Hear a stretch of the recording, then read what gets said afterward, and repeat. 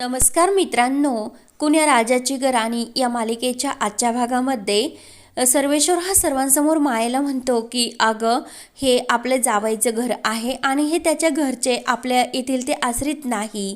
तेव्हा लगेच माया म्हणते की मग तुझ्या जे जावयाची आई आहे ना, ती आपल्या घरी तर आश्रितच होती ना.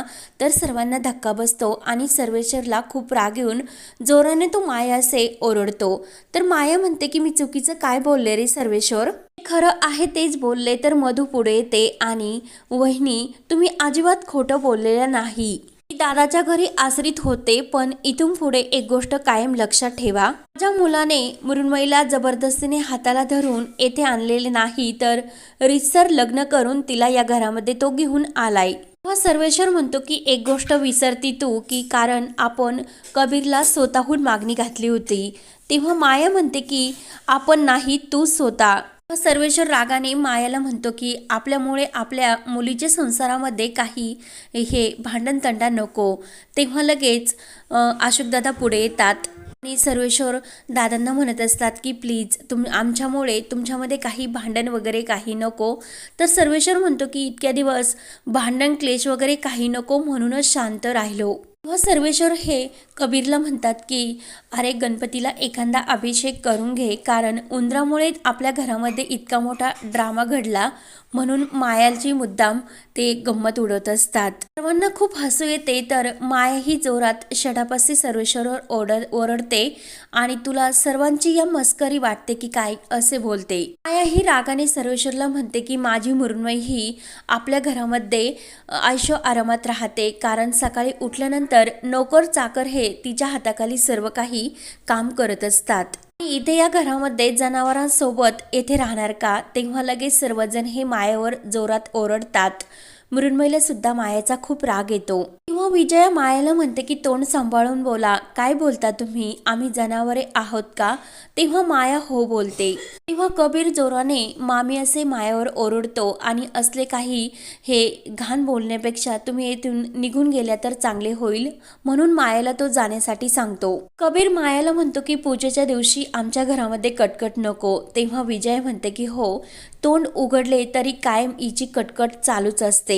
लग्न समारंभामध्ये तेच आणि मधू बिचारी जीव मुठीत घेऊन फिरत होती. मायाताईंना हे चालेल का, मायाताईंना ते आवडेल का. वऱ्हाडी आम्ही होतो, दबून आणि घाबरून होतो ह्या म्हणजे नवरीच्या आईला. तेव्हा लगेच माया लगेच रागाने म्हणते की आता दबून राहण्याची काही गरज नाही आणि सर्वेश्वरला म्हणते की लग्न जेव्हा व्हायचे होते तेव्हा या लोकांनी आपल्याला किती प्रॉमिस केले होते, त्यातली कुठलीही प्रॉमिस यांनी पूर्ण केलेली नाहीत. माझी इतकी इच्छा होती की कबीर आणि मृण्मयीला एक नवीन असा फ्लॅट घेऊन द्यायचा, परंतु यांना तर काय जॉईंट फॅमिलीमध्ये राहायचे होते, म्हणून तो सुद्धा मला देता आला नाही.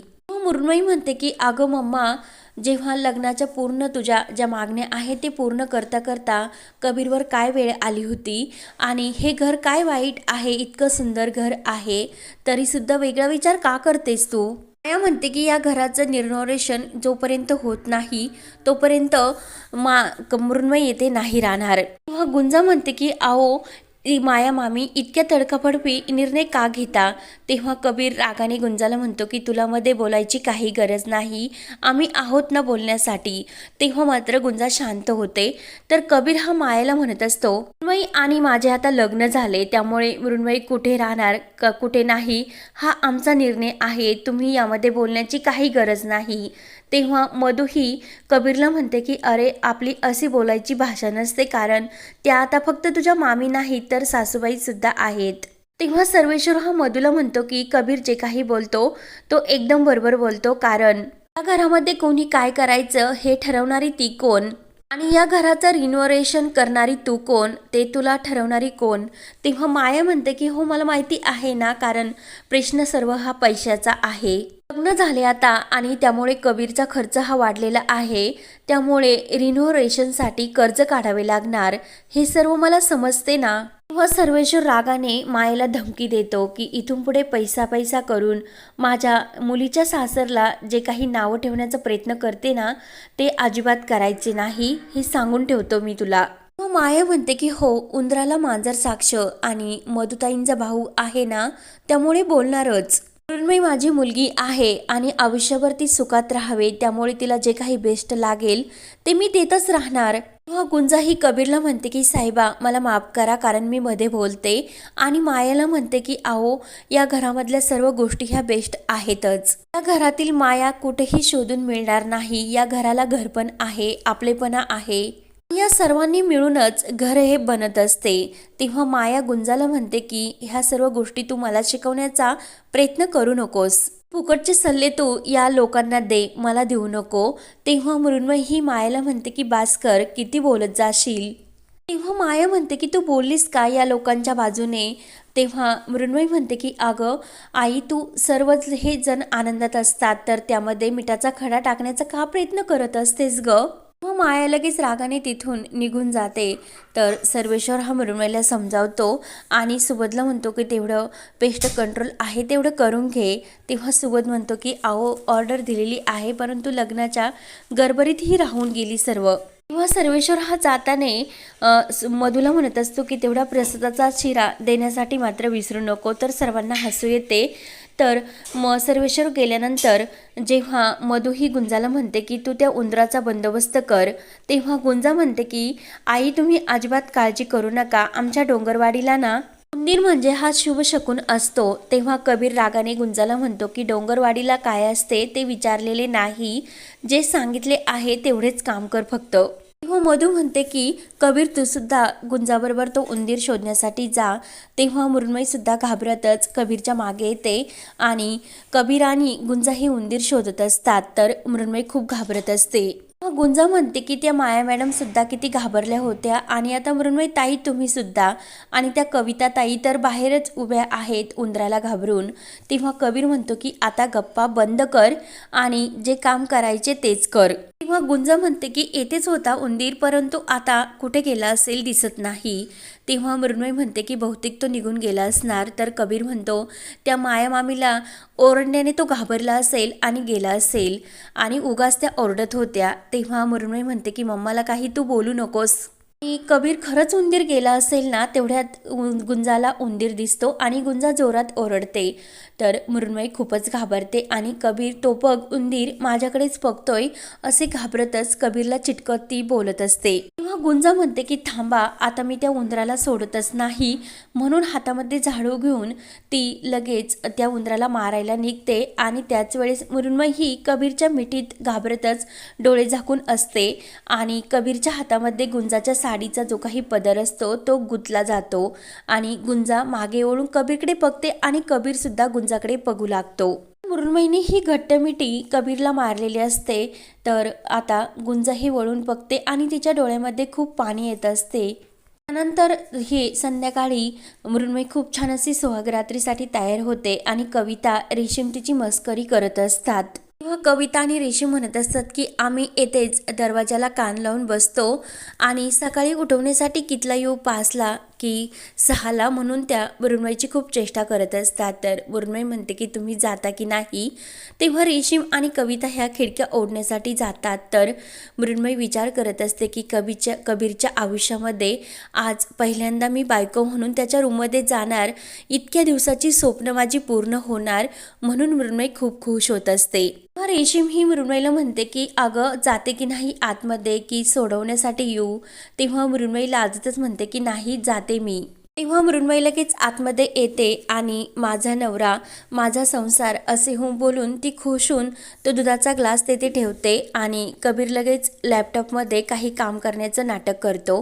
तेव्हा मृण्मयी म्हणते की कबीर आता बाद झाले, तू इकडे लक्ष दे ना. तेव्हा कबीर म्हणतो की हो, उमेरला हे सर्व पाठवतो, तो बघून घेईन आणि लगेच माझे काम सर्व काही आटवेन. तेव्हा मृण्मयी लगेच ग्लास तेथे ठेवून कबीरच्या गळ्यामध्ये जे गुंजाने गाणं गायलेले असते तर मिठीतून पडते आणि ते गाणंही गुणगुणत असते.